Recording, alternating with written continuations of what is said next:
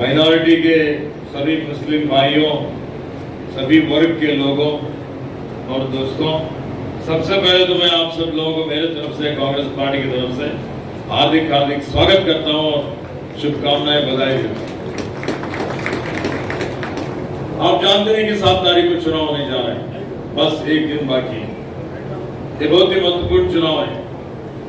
ये चुनाव इस देश का भविष्य निर्माण करने वाला चुनाव है। ये देश के लोगों को आज विचार करना है कि आने वाले दिनों में उनको शांति, समाधान, भाईचारा से जीवन बिताना है, क्या सिर्फ जो न द्वेष, हिंसा और जो जाति जाति में, भाषा भाषा में, धर्म में जो न लोगों का एक जो न भावनात्मक विषयों को लेके एक तरह का जो न विभाजन करने जैसा वातावरण निर्माण करना है। भाइयों दोस्तों, आज 10 साल से बीजेपी अधिकार में है। जब अधिकार में आने से पहले उन्होंने कितने वायदा करे, बहुत कुछ बोला था उन्होंने। हम जो ना स्वर्ग बनाएंगे, हम अच्छे दिन लेके आएंगे, हम महंगाई कम करेंगे, हम काला धन खत्म करेंगे, 15 लाख एक एक के खाते में जमा करेंगे, किसानों का आमदनी दुगना करेंगे, जो भी गरीब लोग हैं उनको पक्का मकान बना के देंगे 2022 तक। क्या कोई उन्होंने जितना भी वायदा किया एक तो पूरा करेंगे?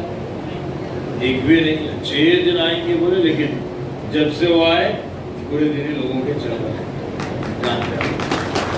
तो ऐसे परिस्थिति में 10 महीने पहले कर्नाटक राज्य में चुनाव है।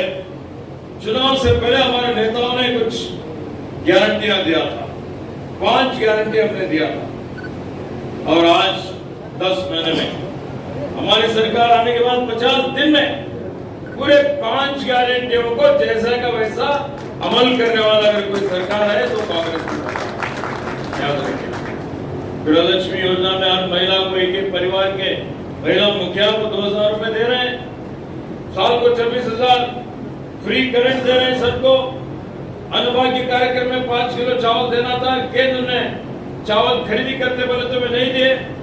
चावल का पैसा दे रहे हैं 170 रुपए एक व्यक्ति को।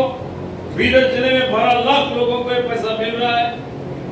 तो आज युवनिधि कार्यक्रम के अंतर्गत हम जो भी डिग्री प्राप्त किया है, ये बेरोजगार युवक, उस युवकों को हर महीने को 3,000 रुपए 2 साल तक, डिप्लोमा होल्डर को 1,500 रुपए 2 साल तक हमने देने का जो योजना था, हमने घोषणा किया, वो पूरा कर रहे हैं। ये आपके आंखों के सामने हम जो भी बोले वो निभा रहे हैं। हमारे विरोधी कभी जो ना हमेशा विश्वासघात किए, वचन भ्रष्ट हुए हैं। इसलिए आप लोगों को विचार करना है। तो आज देखिए, आप भगवंत कुबा जो हमारा संसद है, केंद्र का मंत्री है, 10 साल हुए, क्या किया? क्या हमारे लोगों का, यहाँ के बीदर जिले के लोगों के लिए कुछ योगदान है उसका? क्या एक केंद्र का कोई इंडस्ट्री खोले, कोई किसानों के लिए कुछ योजनाएं लेके आए, बेरोजगार युवकों को रोजगार दिलाए? कुछ नहीं। रोड के नाम पे जो है ना पूरा लूटपाट करना, वो खुद ही अक्रम करना, लोगों का ऊपर दौर्जन्य करना, ये छोड़े तो कुछ नहीं है। 0 का 0 उनका योगदान है। तो भाइयों दोस्तों, ये झूठ बोलने में बहुत माहिर है बीजेपी वाला। ये भारतीय जनता पार्टी नहीं, ये भारतीय झूठा पार्टी रखना चाहिए। ये झूठों के सरदार फिर नए नए झूठ जो ना पैदा कर रहे हैं। कर्नाटक में जब उनकी सरकार थी, डबल इंजन सरकार, कितने कितने समस्याएं लेके आए। कोई समस्याएं नहीं था। 4% रिजर्वेशन का समस्या लेके आए, वो तो अभी भी हम हैं, सर्वोच्च न्यायालय में चल रहा है, तो जारी में है। कई लोगों को ये डिस्गाइड हुआ है कि वो बंद हुआ है, नहीं हुआ, वो अभी जारी में है और अभी कोर्ट, सुप्रीम कोर्ट में चल रहा है, लेकिन उसको कोई रोके नहीं है। तो हिजाब के नाम पे, दूसरे कई विषयों के नाम पे लोगों को ये जो जातिवादी फिरका पार्टी इतना जो ना समाज में एक तरह का आतंक का, एक तरह का भय का वातावरण निर्माण करने का विभाजन करने का जो व्यवस्था, जो योजना उन्होंने बनाया था, कर्नाटक की जनता, जो कि कर्नाटक ये सर्व जनांग का शांति का बगीचा है, सर्व जनांग का शांति, सभी समाज का शांति का बगीचा कर्नाटक में उनका कोई चाल चला नहीं। 136 सीट में हम जीते हैं। जब गारंटी घोषणा करें तो बोलने लगे कि गारंटी करने से दिवाले उड़ जाएंगे। अरे भाई, दिवाले उड़ गया है क्या? हमारे सरकारी नौकरों को सैलरी मिल रहा है क्या नहीं मिल रहा? अभी हम लोग प्रगति कर रहे हैं क्या नहीं कर रहे हैं? मैं रहीम खान मिलकर 400 करोड़ का योजना का चुनाव से 15 दिन पहले शंकुस्थापना करे। कल्याण कर्नाटक में इस साल कर्नाटक की सरकार 5000 करोड़ रुपए कर्नाटक बिदर के लिए, कर्नाटक या कल्याण कर्नाटक के लिए रिजर्व रखे हैं। तो आज तक बसु कल्याण के लिए आप देखिए, ये बसवन्ना का नाड़ है, समस्त समाज का नाड़ है। सभी समुदाय को, सभी धर्म को समान अवकाश बसवन्ना ने दिया है। तो ऐसे पवित्र भूमि में गरबा मंडप होना, प्रथम संसद, मैं जब उस्तुवारी मंत्री था, मेरे नेतृत्व में मुख्यमंत्री जी ने गुरु जन्म सभा के नेतृत्व में एक समिति रचाया। तज्ञ समिति के रिपोर्ट के आधार पे 650 करोड़ का विन्यास बना। आज जो अनुभव मंडप बन रहा है, जो कि बसु कल्याण के लिए एक कामधेनु है। आने वाले दिनों में बसु कल्याण एक राष्ट्रीय, अंतर्राष्ट्रीय प्रवासी धार्मिक आध्यात्मिक केंद्र बनने वाला है। आप लोग उसके वारसदार हैं, इसलिए उससे सबको लाभ पहुंचने वाला है। इसलिए भाई और दोस्तों, आप विचार करिए। अभी लोकसभा चुनाव आया, लोकसभा चुनाव में हमारे नेताओं ने पंच न्याय गारंटी दिए। राहुल जी और मल्लिकार्जुन खड़गे जी मिलकर साइन करके गारंटी कार्ड हमने वितरण किया है। मैं समझता हूं सभी को गारंटी कार्ड मिले होंगे। गारंटी कार्ड मिले क्या?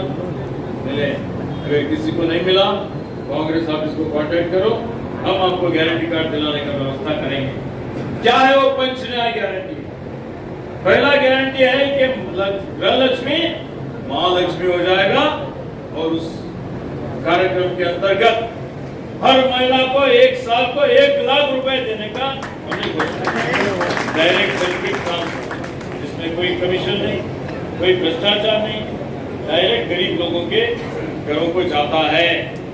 युवकों को, जो भी बेरोजगार हैं, उनको उद्योग का क्षमता वो लोग प्राप्त करने के लिए जो भी ट्रेनिंग देना है, उसके लिए एक युवकों को 1 लाख रुपए। जो भी किसान लोग हैं, उनका कर्ज माफ हो जाएगा। किसानों का कृषि का उत्पादन जो भी है, कृषि उत्पादन का जो है ना मूल्य, कनिष्ठ मूल्य निर्धारित करना चाहिए। इसका कायदा बनाने का हमने घोषणा किया। कायदा बनाने के लिए लोग दिल्ली में आंदोलन करे 1 साल तक, 700 किसान उनके जाने चले गए, फिर भी बीजेपी की सरकार किसानों के ऊपर उनको कोई मेहरबानी नहीं रहा, कोई उनके पास इंसानियत ही नहीं है। तो आज देखिए आप, किसान लोग जब कर्ज माफ करे बल्कि बोले, बीजेपी बोली कर्ज माफ करते हैं किसानों का तो दिवाली हो जाएगी, उड़ जाएंगे, खजाना खाली हो जाएगा। तो फिर बीजेपी की सरकार 10 साल में उद्योगपतियों का 16 लाख करोड़ रुपए कर्ज माफ किया। तो देखिए 400 उद्योगपतियां का और 20 करोड़ किसान का। 20 करोड़ किसानों के बारे में उनको कोई अनुकंप नहीं है। तो ये चंद लोगों के लिए ही काम कर रहे हैं। कोई किसान लोग क्या बीजेपी को वोट देना चाहिए?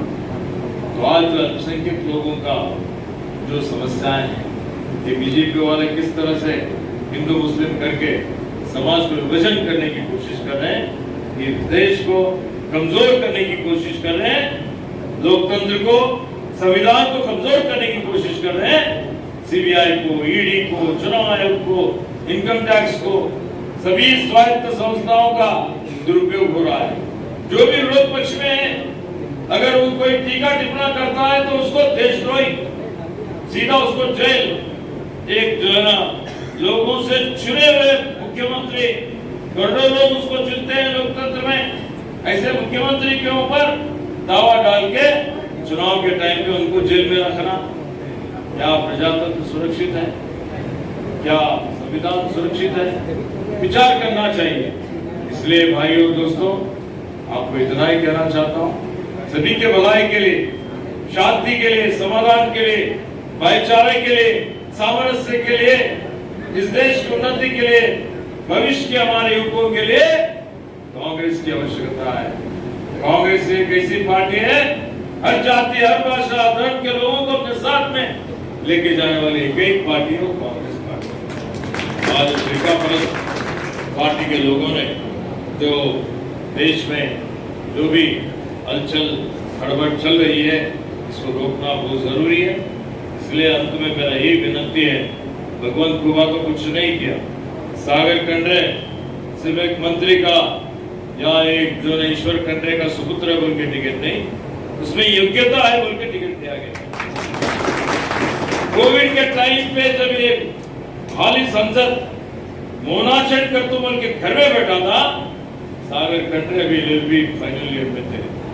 वो बीदर में आके उस वक्त जब ऑक्सीजन नहीं था, रेमडेसिविर इंजेक्शन नहीं मिल रहा था, बेड नहीं, एम्बुलेंस नहीं, ऐसे परिस्थिति में जो भी बीमार लोगों को, रोगग्रस्त लोगों को रेमडेसिविर दिला के, इंजेक्शन दिला के, बेड दिला के, एम्बुलेंस दिला के, ऑक्सीजन दिला के कईयों लोगों के जान बचाने का काम सागर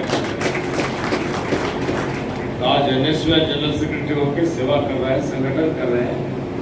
तो इच्छा शक्ति है समाज सेवा करना बोल के तो आए हैं।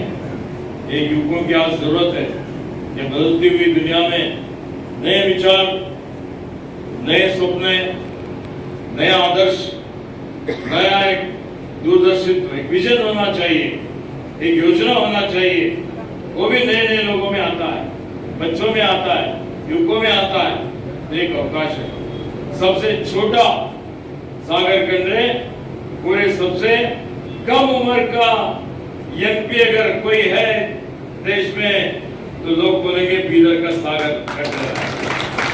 ये आपकी शान लोकसभा में बढ़ाएंगे, आपका आवाज बन के, आपके लिए दिन रात मेहनत करने वाले, आपके लिए 24/7 जो निरंतर सेवा करने के लिए संकल्प रख के वो काम करेंगे बोल के आपको आश्वासन देते हुए, कोई भी आपके मसाइल रहे किसी भी समय पे आप कभी भी याद कर सकते हैं। आपने मुझे रिप्रेजेंटेशन दिया है।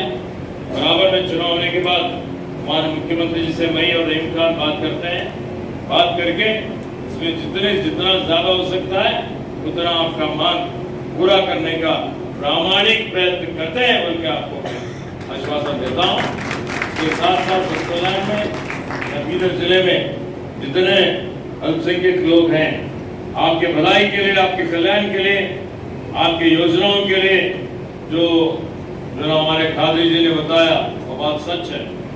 तो उसमें हमको सामाजिक, आर्थिक, शैक्षणिक दृष्टि से आगे बढ़ना है।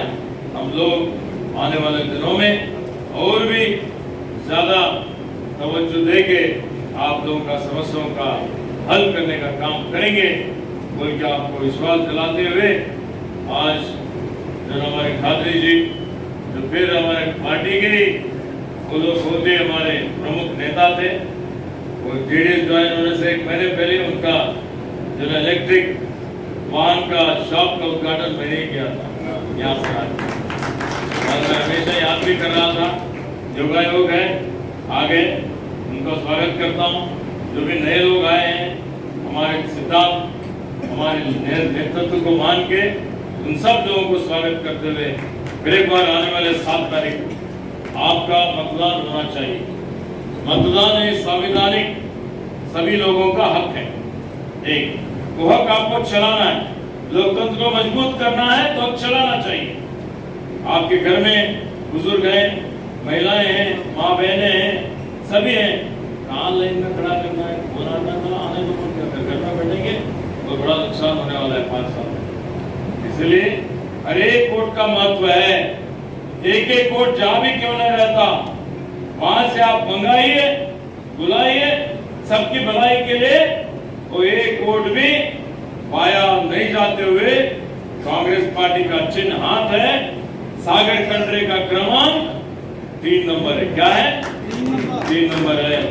3 नंबर पे बटन दबा के कांग्रेस पार्टी को प्रचंड बहुमत से विजय कराए, विनती करते हुए ये जो कार्यक्रम आयोजन करने के जो भी करें, साहेब और उनके साथियों को बधाई देके मैं समाप्त करता हूँ। जय हिंद, जय कर्नाटक।